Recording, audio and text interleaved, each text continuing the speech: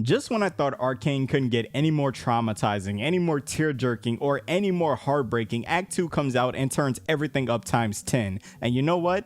I'm here for it. At this point, the only thing that I regret about watching Arcane is the fact that we're not getting more seasons, because I don't know what I'm gonna do with myself when this show ends. Now, was Act 2 perfect? No. Do I have critiques? Absolutely. But for what it's worth, if I'm looking at every act so far up until now, Act 2 is my favorite outside of Act 3 from Season 1. Because Arcane is consistently setting the bar higher and higher for not only animation, but storytelling in general. Like, there's genuinely people online right now debating whether Arcane has dethroned Avatar as the greatest American animated story ever. A couple years ago, that would have been a blasphemous statement to compare any other show to Avatar, but I think that just speaks as to how good Arcane has been. And Act 2 was no exception, as it had everything that made Arcane great and much more. From these in-story music videos to fantastic fight scenes to some of the most visually stunning scenes that can only be topped by the next Arcane episode. Not to mention, I was just so invested in the characters this act, like, come on man, I can't believe they got me to care about a little orphan girl that doesn't even talk. But here I am, still sitting here with the worst pain in my heart sobbing. But alright, let's get into these episodes because we got some things to talk about. So there were a lot of things that happened in Act 2, and because there was so much stuff that I liked and so much stuff that shocked me to say the least, I'm gonna talk about the things that I didn't like first just to get it out the way. Now, I didn't know if I was the only one who felt this way, so I made a video and posted it on Instagram and TikTok just to see how some of y'all were feeling. And to my surprise, most people kind of had the same opinion that I had, that Arcane feels like they are rushing the story, and this was turned up to the max in Act 2. Now, I feel like when you say something feels rushed nowadays, people automatically assume that you're saying that the writing is bad or that there's plot holes, but that isn't really the case when it comes to Arcane. I still think the writers are doing a great job telling an amazing story, and I think they're going to address everything that they've already introduced, and there won't really be any questions left when the series wraps up. But the way they're resolving and introducing some of these storylines is at an insane pace. It literally felt like I was running on a treadmill trying to keep up with everything that was going on, because from episode 4 to episode 6, we had Jinx not only bonding with Aisha, but Jinx also becoming and embracing the fact that she's the new symbol of peace for Zaun. We had Jinx and Vi seemingly getting over their fight to the death and not only working together,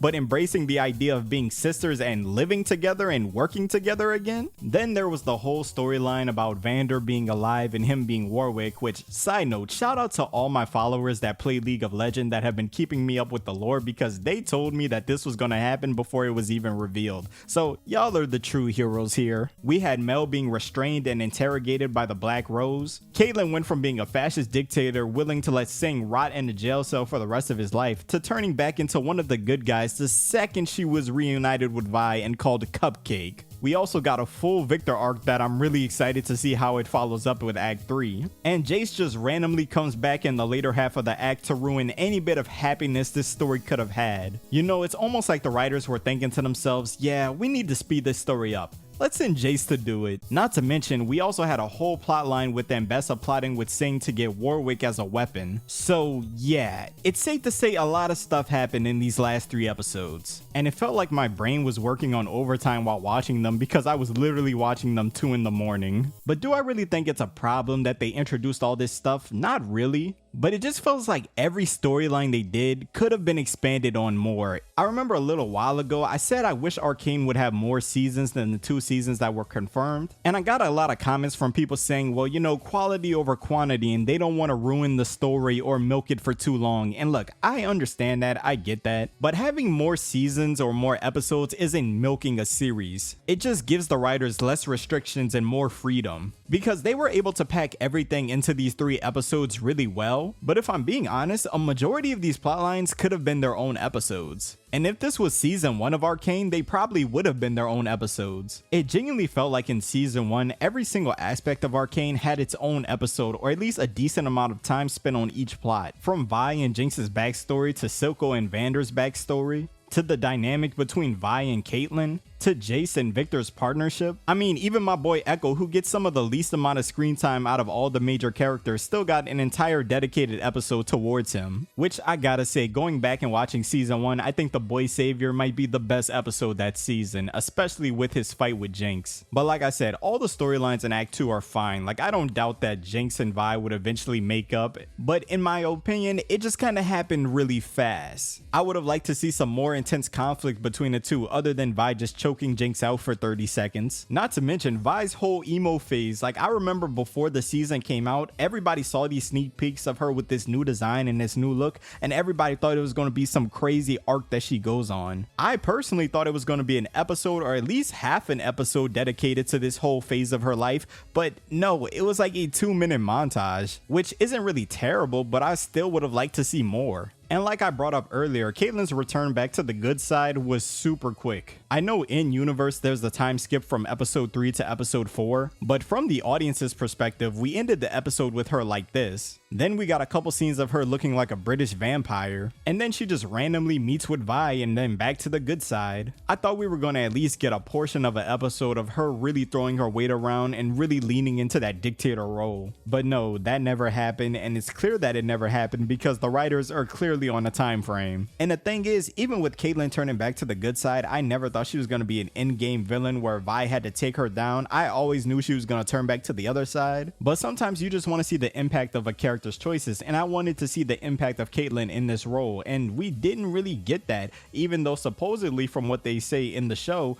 she had been in the role for a long time, which is really just the only reason why I wanted to see 2 or 3 more episodes in the season. Now, the only other comment I made isn't really much of a critique because it didn't really bother me all that much, but it honestly feels like the music videos in the show are starting to feel like a gag. Look, I know there were a lot of them in season 1, and some people even clown on the scene where Imagine Dragons is literally having a concert in Zaun while Vi is walking by, but in all honesty, I didn't really mind that. I thought they were used tastefully in season 1, and plus, I just love the song Enemies, which makes it crazy to me that a couple weeks ago Arcane fans were trying to act like it was a terrible opening song for season 2. But when it comes to these music scenes in season 2, I don't know, it just feels really forced at times. As much as I like the song Paint the Town Blue, and trust me, I like this song, it's been on my gym playlist for the last couple weeks, but I didn't feel like the music video opening sequence was all that necessary. Like, don't get me wrong, it looked great, but it felt like they were just adding it because it was kind of expected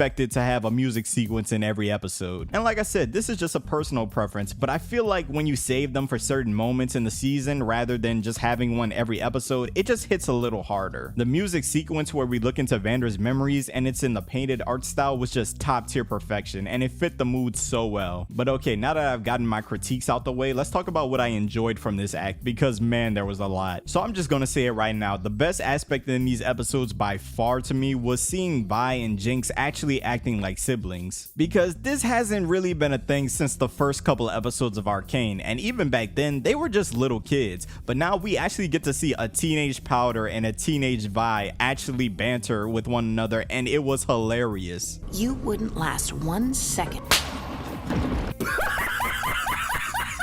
I'm telling y'all, the moment where Vi dropped her gauntlets and Jinx slapped the taste out her mouth so hard that it lit up the entire room, I was laughing so hard. But it wasn't just cool to see them fighting like siblings. Throughout the time we saw them interacting on good terms, you saw how that bond that they had never really went away, and that they still love and care for each other, even though they've been through some of the worst things siblings can go through. And it was just so cute to see Vi still look at Jinx as just her little sister. What if we stayed? Helped them out? We?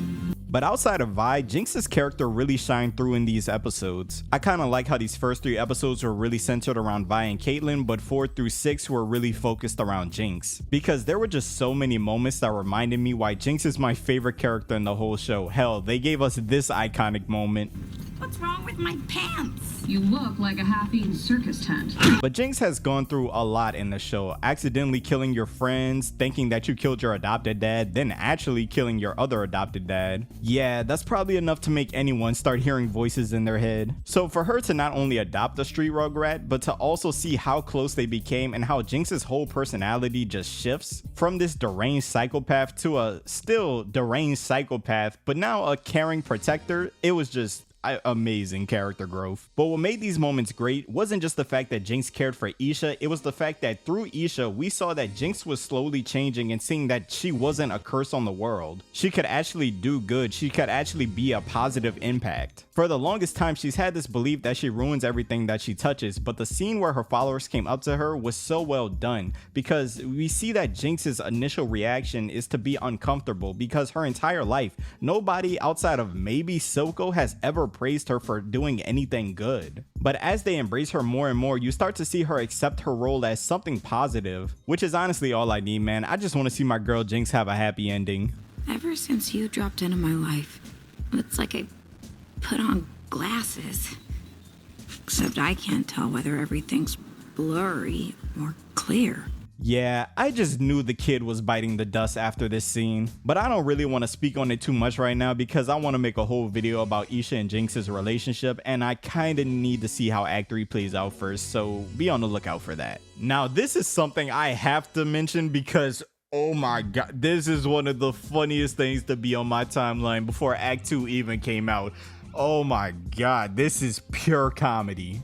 I promise you, every time I need a laugh, I just go to Netflix and pull up this episode. It hasn't failed me once. And like I said, my one and only regret is the fact that I saw this leaked scene before the episode even came out. And if you're like me, you saw how many people were just freaking out on the timeline. There were so many conspiracies of people saying Maddie's gonna manipulate Caitlyn, or that she's a spy, or that she has some bigger motives, all for the episode to come out and people realize that she's just a homewrecker for the love of the game. And I was already planning on making my Caitlyn and Vi video before this scene even came out, but now that video is about to get 10 times funnier. Now the final thing I want to touch on is Undercity Jesus and his apocalyptic ex, because Jay showing up when I least expected it and murking everything and leaving was not on my bucket list. And I know I'm not the only one who watched this the first time and wanted to see Jace's head on a platter, which is the funniest thing in the world to me right now because Netflix's social media is completely diving all the way in with fan outrage. Do you know how many times I've seen this profile picture today? But after rewatching his scenes over and over again, I'm not gonna say I defend Jace all the way,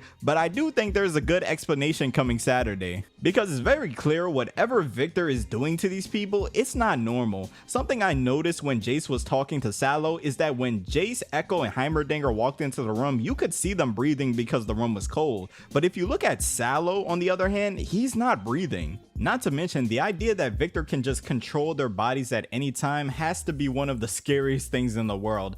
Jace clearly saw something in the Arcane, and even though it looked like he was on a Hex Tech trip session, I think we're going to learn something crazy next act. But it is kind of messed up how Vander literally just got some sense back in his mind only to literally have lava shooting out of his pores. But I mean, do you really want to live the rest of your life as a wolf, man? But let me know how y'all feel about Act 2, what was your favorite storyline, and are you excited for the Arcane finale? I honestly can't even believe that after these next 3 episodes, Arcane's gonna be over with forever. I know they're supposedly making more League of Legends shows, but it will be kind of sad seeing the characters that we've all come to love getting into their stories. And I swear, if my boy Echo doesn't get some major action moments in these last 3 episodes, I'm flipping tables, because why did my dude have no screen time in Act 2?